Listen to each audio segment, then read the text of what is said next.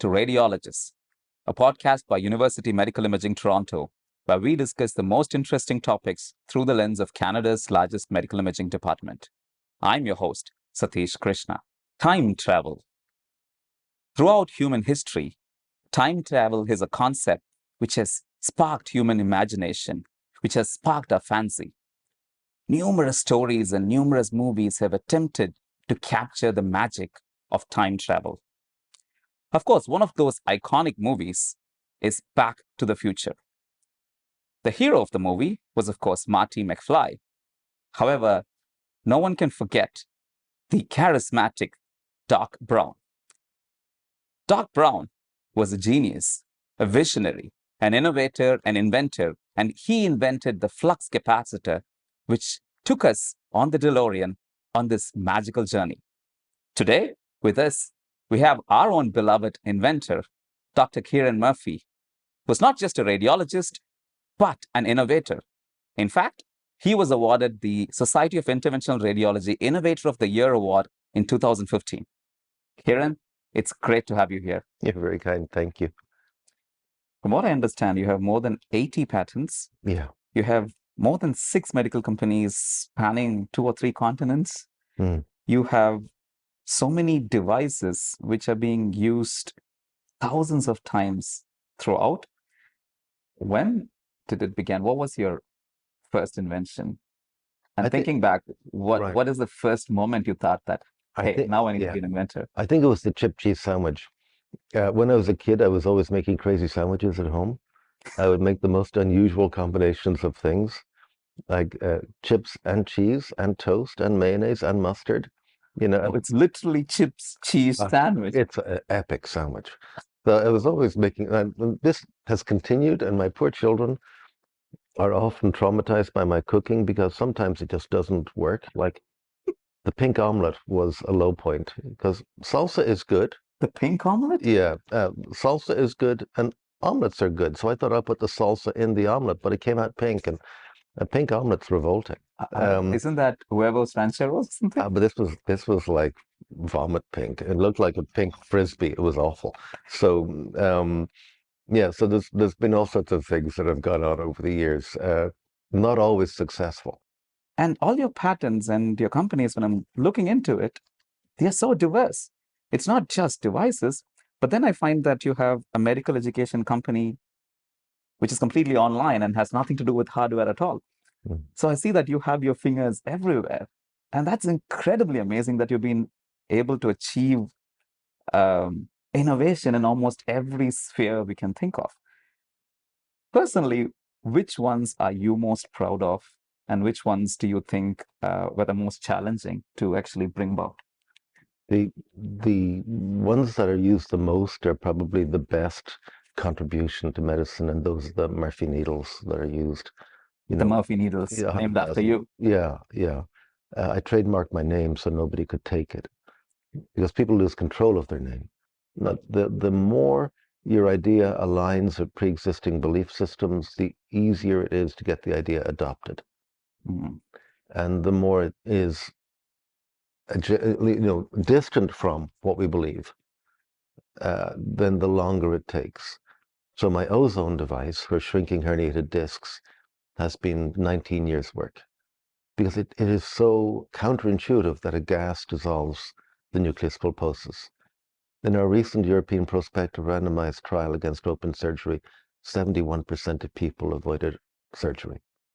Wow, just by using the O3 in the O3. disc. Yep. Yeah, it's brilliant. It's so simple, but it makes no sense. So you work out the mechanism of action, and you simplify the technique, and you make it scalable and teachable, and you protect it with IP, and then you build a team to help you commercialize that. The inventor is the best person to do most of that. And physicians make the best inventors.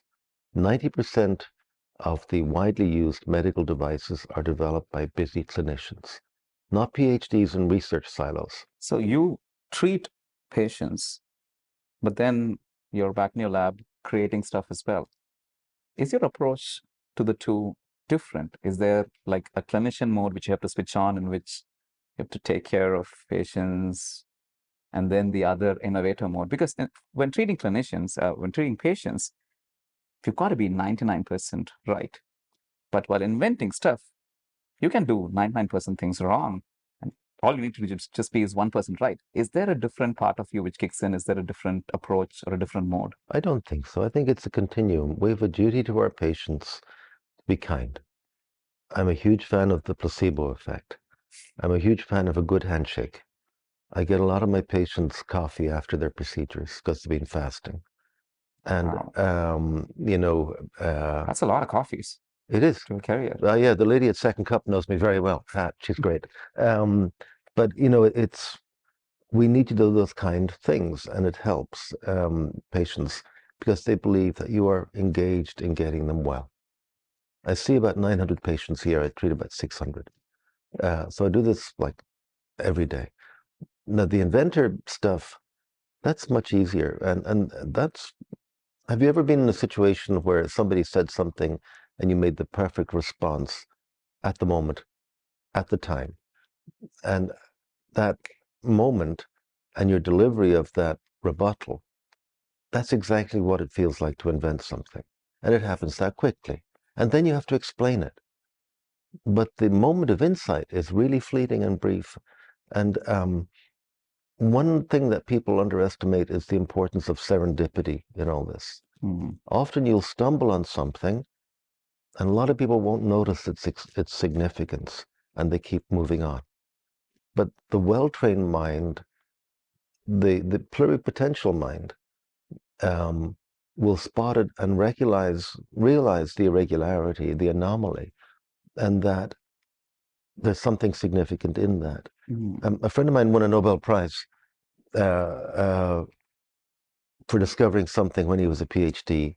Initially, he thought it was an error and that he'd made a mistake. But he went back and mined that for another 10, 15 years. And that's why he received that award, because he noticed the inconsistency.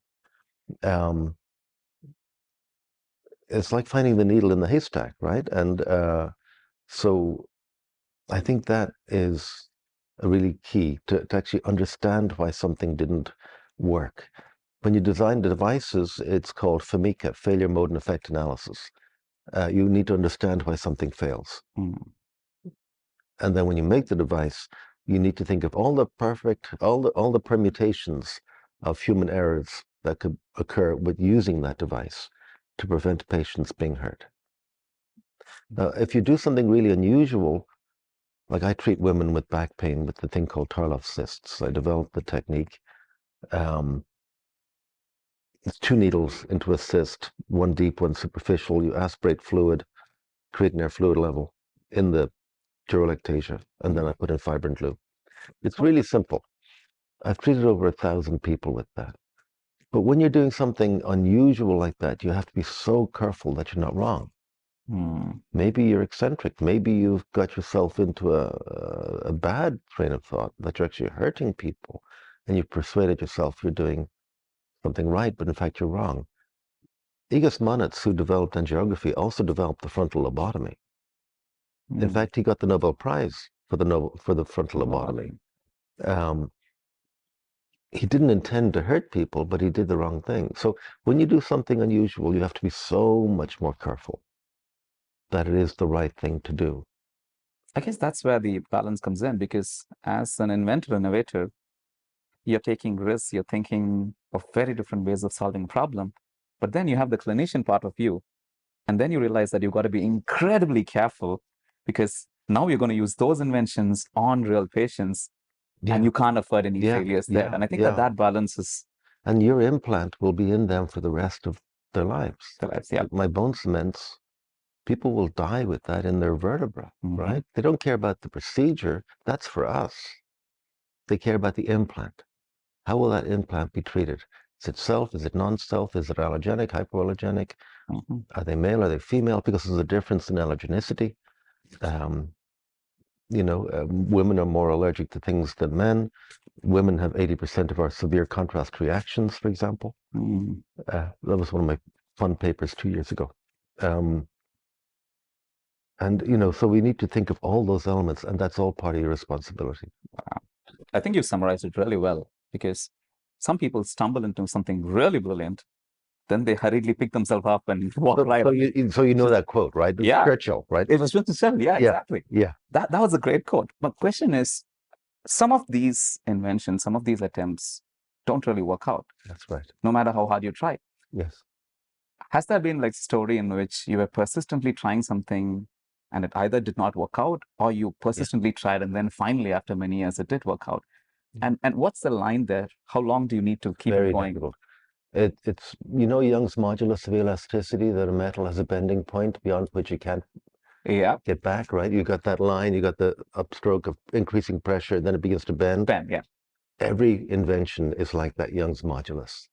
Now, Young was a doctor, by the way. He was an Oh, wow. expert in TB. He was president of the Royal Society. He translated the Rosetta Stone. He figured out the accommodation pathway in the eye, and he was a true genius. But this modulus of elasticity is the same with any moment when you try and invent something. There will be a point where you say, I have to walk away from this. And it's all about timing. It's beyond your control. With Medlantis, my educational platform, we shut that down 3 months before COVID because nobody wanted to invest in it. Nobody wanted to maintain it. And I was supporting it personally, financially.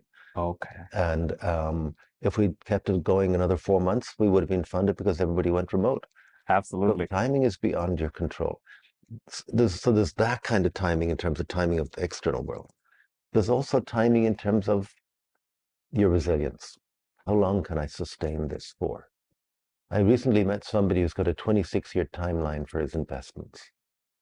26. Oh, my God. So he looks to do things that will help his children and his grandchildren, which is a very interesting way to approach things. You can't do that in our world. But it is intriguing because there's that kind of timing as well. So this element of timing, it's unfortunately beyond the control of the inventor. There can be a Jungian synchronicity where your idea and timing coincide, and that's perfect. That is amazing. Because quite often you always think of entrepreneurs that they become rich and that's... They don't. Most fail, right? And the other stereotype is they're all white young men in Palo Alto. And that's wrong too. Most inventors successful inventors are in their 40s and 50s. They've had previous failures. They may have a little track record, and that makes them more investable in. And then location. So I understand that you have written a book, which is, let me get this right. It's called The Essence of Invention. Yeah. It's not out in the market as yet. And I think that the release date is mid-June, June 18th, 2024. Yeah. And from what I understand, it's available both in a Kindle, like on online edition, as well as a hardbound copy for those of you who want to physically have it in hand and reading it. Yeah. And I think that the tagline of the book says, you capture the mind of the inventor, their turmoil, their persistence, their rejection by their peers, and how a small percentage are eventually recognized. Yeah. Is this something that you experienced? Is it kind of autobiographical? No. To an extent? Some of it is. I think what happened is we got a puppy, and the puppy was up at 6 o'clock in the morning. So suddenly I had an hour less sleep every morning. So I wrote a book because I had like between 6 and 7 in the morning where I had nothing to do. I love the puppy, Alfie. Alfie gets most of the credit for the book. He's in this book is dedicated to Alfie. And so I'd wanted to do this for a while. I'd been accumulating thoughts and notebooks on this concept for a while. And I include inventors of medical devices amongst the broader creative community. It's about 3% of the population who are creative. So it's about 3% of society in every walk of life that create the world the rest of us live in, whether it's your iPad or your jacket or your shoes or your wristwatch. It's this 3%. And we need to grow that number and look after that number and to enable them to be as productive as possible in order to benefit from their creativity. There's no relationship between age and creativity, just as there's no relationship between age and humor. And People who are funny throughout their whole lives. People who are inventive throughout their whole lives. As I mentioned earlier, a small percentage of people tend to be creative, mainly busy physicians. And so I looked at different things that motivated, inhibited, accelerated, arrested people's creativity and ability to manifest their idea. Banting is a great example of this kind of thing. He was very bothered by the approach to managing diabetes when he came back from the First World War. So he comes back from the battlefield where he'd been wounded, nearly lost his arm from gangrene, from shrapnel, comes back to London, Ontario, sees a lecture on this technique for managing diabetes where children were basically starved. And then hears about the pancreas. And within 3 years of that lecture, he gets the Nobel Prize for the discovery of insulin. Insulin, implanting in there. 3 years. It's an amazing story. And it's hard to imagine how it happened. But his thoughts around that kind of aligned with the work of other people before him. So his invention has a genealogy of thoughts of other minds that predated his. And most inventions have a genealogy behind them, like a family tree. And somebody then sees, I can take that from there, I can take that from there, and I can do this. And then there's a moment of coalescence of those thoughts and incandescence, and a school is created. And then people come and learn that technique, and they leave and they travel back to where they came from, bringing that knowledge with them. And then they teach more people, and it spreads, kind of like a Fibonacci series, right? And we do that in medicine really, really well. If you think of angiography, it comes from the same kind of moments. It began in Portugal in 1928, in a brief window between when the king stepped down and before the fascist Salazar came into power. There was 8 years of political and artistic and medical incandescence.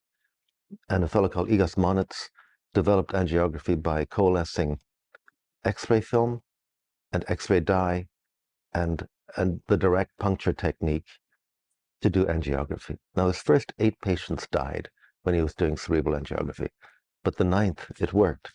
And then people came to learn, and they spread the idea. So this idea of traveling for the pursuit of knowledge is something you and I have done, and it's a critical part of teaching and sharing ideas and spreading creativity and invention, innovation through medicine. And all this travel and all these different skill sets, you're able to unite to bring forth so many patterns and so many new devices. That said, how do you balance it all? How do you balance life as being a busy interventional radiologist and as being an inventor, innovator? And beyond this, do you even have time for yourself? And what do you do on your time off? I think the whole concept of balance is a myth. I've never had a balanced existence. I would be really bored if I did. And most of the creative people that I know in whatever walk of life are the same, right? We're persistently imbalanced. But if you think of a modern fighter jet, it is not something that can be flown by a human, but only by the integration of multiple subsystems to make that machine fly in level flight, right? And we're like that. There's nothing wrong with that. There's time to be balanced when we're dead, and we have to do something worthwhile and useful before then. I think the most important thing is to say yes. Most of the good things that I've done have come from saying yes to something I didn't want to do. And then you go, shit, why did I say yes? Why did I say yes? I should just have said no. And then you lie awake at 2 a.m. trying to figure out, how am I going to fix this? What am I going to do? How am I going to get to that vessel? You know, there was one occasion where I navigated through the pterygoid plexus into the brain to close the durallabii fistula of the lateral cavernous sinus. Nobody goes through the pterygoid plexus because it's not possible. It's a swamp of little veins. But, you know, you figure it out and you make a plan and you come up with the access. And then there's a moment in every procedure where the procedure is doable and safe and landed. And that isn't the end of the procedure. It just means, yes, this is going to be safe. And some days you need your plan A, a plan B, a plan C, and a plan D. And I've been down to my plan D a couple of times. but those are the ones that you really feel satisfied about. Um, there's also the flow state that occurs during procedures that people don't talk about. People talk about flow in cycling or skiing or other things, but during procedures we achieve the same state of unification of all our disparate elements. Our mind, our education, our control of the angio table, the control of the patient running the room, and the procedure. And that's a very Zen, philosophically rewarding state to achieve of self-mastery. And these things do occur in medicine. We don't really talk about them very much. Personally, when have you gotten your eureka moments? Is it, you know, late at night, early in the morning, or randomly when talking to people in the middle of a procedure? When do you get your Yeah. brilliant? Because you mentioned that they can be very, very fleeting in a very quick time span. Yeah, I cherish the mornings. That's when we're at our best. I don't use my phone as an alarm. I don't have a smartwatch. I don't want one. I want to manage the signal to noise ratio in my head. I'm careful about what I read before I go to sleep. Last night I was reading Markings by Dag Hammarskjöld, which is a wonderful book, the first, General Secretary of the United Nations. So we have to think carefully about that signal to noise ratio in our brain to make sure that we're people of high signal, low noise. And it's not always possible to do it. But the mornings I find are the best time to be creative. And then if I do write something in the morning, I print it at work and I edit it in the evening. Hmm. That is brilliant. So yeah, I guess that's another good reason for people to wake up early in the morning. I've tried that. Try waking without an alarm. Yeah, it never works for me. You need a puppy. What you need is a puppy. True that. It's beyond your control. The puppy's getting up. I also hear that you're an amazing race car driver and you drive across multiple continents. So Does that help you into a flow state as well? And yeah, how about that? so I love to race cars. I've always loved to race cars, and I've been doing it for about 15 years. I began in the US. I joined a team of ex-Marines and raced around Washington with them. They were crazy guys. There was a guy called Meathead Motor Racing. And so there's another life where I do that. Wow. So I race on great circuits in the US and Canada, and we have a great culture of motor racing. There, most of the time, I'm just a race car driver. It's all about time, not speed. Hmm. And to do that, you need to focus. And you need to not think. The less I think in a race car, the faster I go. Mhm. Whereas everything we do here is about thinking. And so you have to dispose of your natural asset Mm. and adopt a different mindset. And it's really healthy. It's very good to be bad at something because it teaches you how to try harder. And you have to be fit to do this too, because the stresses Absolutely. And are I heard enormous. that it's quite a long. How long does a race last? Some races are 4 hours, some 6 hours, some are only 30 minutes. I did a great 4-hour race at Silverstone last year. Mhm. That was brilliant. And because if you've watched Drive to Survive, there are corners there like cops that you have to take flat, and each time you're coming up to that corner, you think, I'm going to do it, I'm going to do it, I'm going to do it, I'm going to go flat. And then your right foot comes up, but it's beyond your control, and it's your brain going, you're going to die, So it's really good fun. And I also hear that during winter, you race on ice as well. Well, this is the problem. So the global warming has severely curtailed our ice racing. We formed a committee. The kinsmen of Minden are meeting in the local Tim Hortons to deal with global warming. They're in their hunting gear as we speak. And so the lake's too thin, so we race on the fairground behind the Tim Hortons. And the local fire truck comes out and dumps a couple of 1,000 gallons of water on the fairground and build a track. And then we race Honda Civics. And there'll be about 100 cars up there on the average Saturday or Sunday. Yeah, That is right out of a James Bond movie. that's hysterical. It's so much So what you're saying is that you're not just an inventor like Q in James Bond. fun. You're actually James Bond in that fancy invention. No. Driving around and take a So photo. the Honda Civic I drive is worth about $200 for the ice racing, and that's for the battery. It's a piece of junk. It's 1991. No body panel is the same color as the others. But it shows you that there's no connection between the cost of things and the enjoyment of things. Mm, And we forget that all the time. that's profoundly philosophical. Kieran, it was really inspiring talking to you, hearing about where you started and your approach to life. What would your advice be for people very early in their career, not just as radiologists, but anybody who's entering medicine? Because we've had different advice by very different people. We've advice from radiologists who are very clinically oriented. We've had advice from people who are interested in hardcore research. We've had advice from people who are into education. Mm. But you, I think, kind of bring it all together. Education, research, innovation, and patient care in one beautiful package. What would your advice be? I think medicine is a liberal art, and we should enjoy it, and we should engage, and we should be socially engaged. We should protect and champion the cause of our patients, and we should speak up more. Physicians have always been people of letters.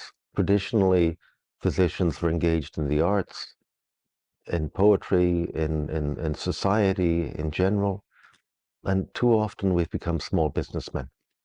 Mm, And I think it's critical to associate with the right people. You are like your friends, right? mm, If your friends are golfers, or if their horizon is skiing at Collingwood, then you're going to want a Porsche Cayenne or an M5 and a Rolex, and that's going to be your life. mm. Let those people go do that. Don't do that. Stay socially engaged, teach, be around bright, happy minds, whether they're techs or nurses or residents or medical students. These kids and they're all kids that we teach, they're so gifted. Their brains are so well formed. They've biomedical engineering degrees, they've perfect MCATs. I would never get into med school again. And, and they have so much talent that we really need to help them find their creativity and keep them happy about practicing medicine. That is amazing. I think that for those listeners out there, if you take inspiration from Kieran's journey, if you follow his advice of always being curious, of associating with people who are incredibly smart around you, and also, if possible, waking up early or getting a puppy to do that, then I think that you're on the right path. Yeah. Human beings by nature are very curious. We are curious about what happens tomorrow. We dream of how the world will be in the future. We make movies of traveling through time. However, there are some of us who make that future happen today. They are the dreamers, the innovators, and the pioneers. These genius visionaries, they not just dream of the future, they bring the future today. They are, in a way, time travelers. They travel through time, not just by themselves in a DeLorean, but they take the world or the whole world along with them forward in time. So if you are one of them, if you wish to bring future closer to reality, there is no better field for you than radiology, and there's no better place for you than University Medical Imaging, Toronto. Ladies and gentlemen, that was Dr. Kieran Murphy, radiologist and innovator at University Medical Imaging, Toronto, and me, your host, Satheesh Krishna. See you in the next one.